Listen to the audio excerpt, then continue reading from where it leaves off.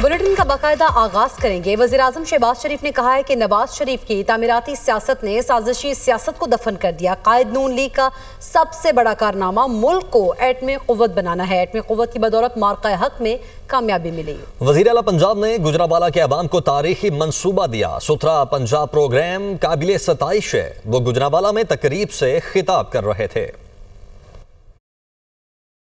سیاسی شعبدہ بازی یا نعرے بازی ہوتی تھی، نواز شریف کے 3 سالہ دور میں تعمیراتی سیاست نے اس سیاست کو ہمیشہ کے لیے دفن کر دیا، اور نواز شریف کا سب سے بڑا کارنامہ پاکستان کو ایٹمی قوت بنانا ہے۔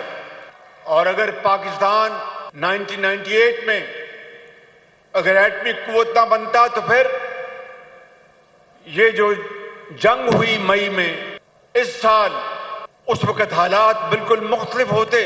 آج آپ کے اس شہر میں یہ جو منصوبہ وزیر اعلیٰ پنجاب نے آپ کے لیے جو تحفہ دیا ہے، میں سمجھتا ہوں کہ اس سے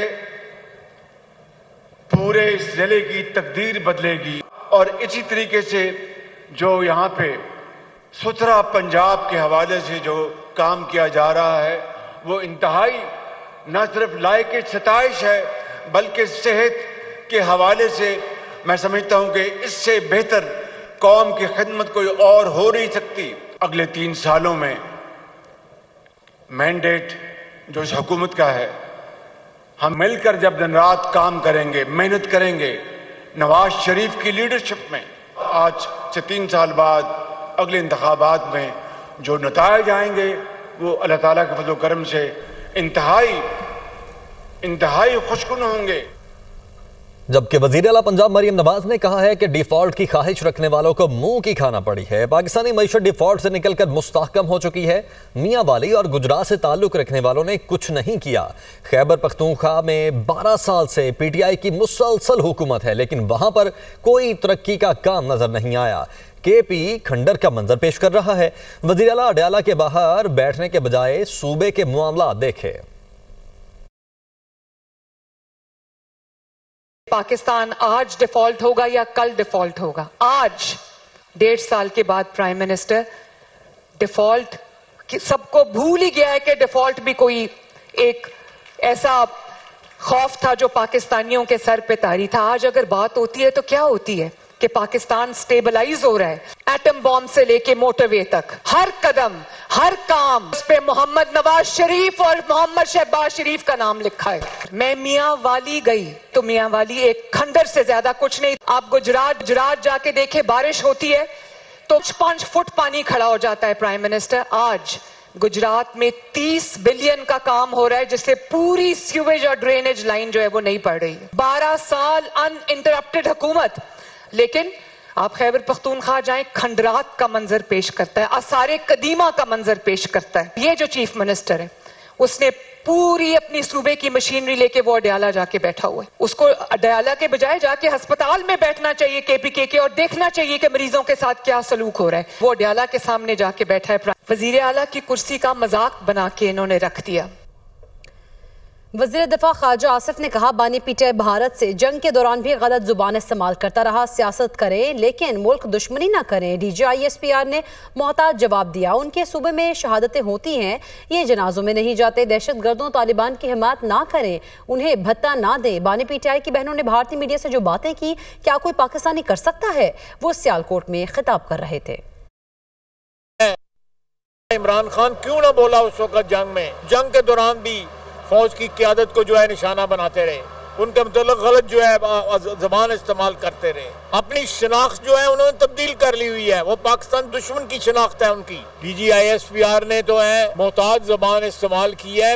میں جو ہے مجھے لبرٹی ہے کہ میں ان کا جواب جو ہے پتھر میں دے سکتا ہوں۔ جو اس کے نام پہ ٹویٹر اکاؤنٹ چلائے جا رہے ہیں اس میں وہی زبان استعمال ہو رہی ہے۔ یہ ملک کے شہری نہیں ہیں، اس ملک میں نہیں رہتے، ایک صوبے میں ان کا اقتدار ہے اور اس صوبے میں سب سے زیادہ شہادتیں ہو رہی ہیں۔ اس مادر وطن کے لیے قربانیاں دے رہے ہیں، ان کے جنازوں پہ جائیں، طالبان کے حق میں آواز نہ اٹھائیں، دہشت گردوں کی حمایت نہ کریں، دہشت گردوں کے ساتھ جو ہے گفت و شنید اور ان کے ساتھ پیار محبت کی باتیں مت کریں، ان کو بتانا ادا کریں۔ غیر سیاسی خاتون ہیں پی ٹی آئی کے لیڈر کی ہمشیرہ، انہوں نے جب گفتگو کی ہے انڈین میڈیا کے ساتھ جو ہے، کیا وہ کوئی پاکستانی گفتگو کر سکتا ہے؟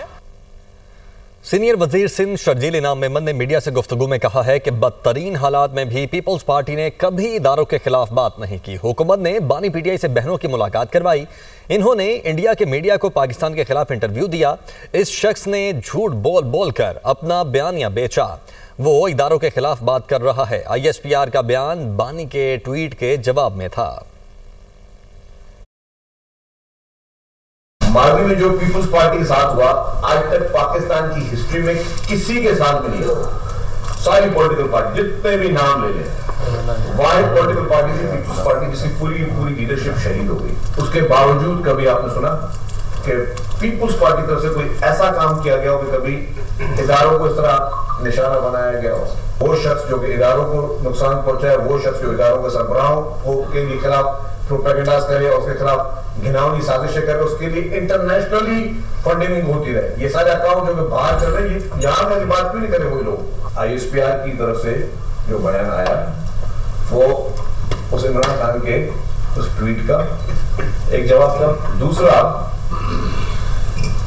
کہ پی ٹی آئی کے لیڈران اور عمران خان کے فیملی والے وہ بھارتی میڈیا کو جا کے آپ انٹرویو دے رہے ہیں، اور بھارتی میڈیا کو اس انٹرویو میں آپ اپنے ملک کو کنٹروورشل کر رہے ہیں، آپ اپنے ملک کے اداروں کو کنٹروورشل کر رہے ہیں۔ کس طرح جھوٹ بول بول کر اس نے بیانیے بیچے اپنے ملک کے خلاف۔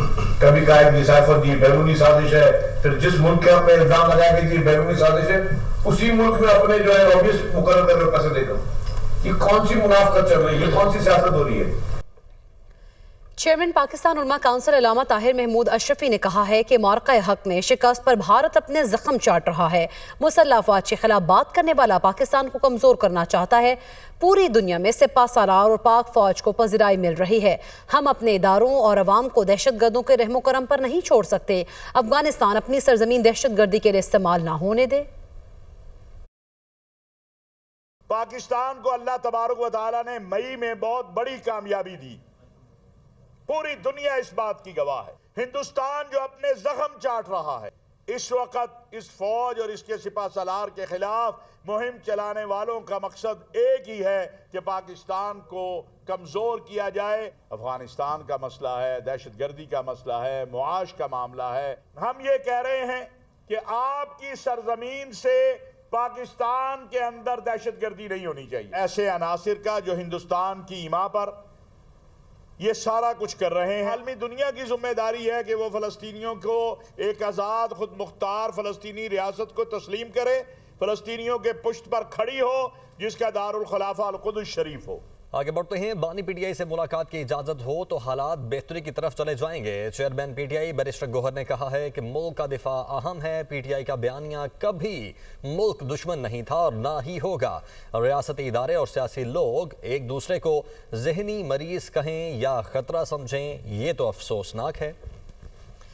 پاکستان بھی ہمارا اور فوج بھی ہماری ہے۔ یہ وقت ہے سب ایک دوسرے کو تسلیم کریں اور جگہ دیں، اعتماد کے فقدان کو ختم کریں۔ جمہوریت پسند قوتوں سے اپیل کرتا ہوں تناؤ کم کرنے میں کردار ادا کریں۔ بانی پی ٹی آئی سے ملاقات کی اجازت ہو تو حالات بہتری کی طرف چلے جائیں گے۔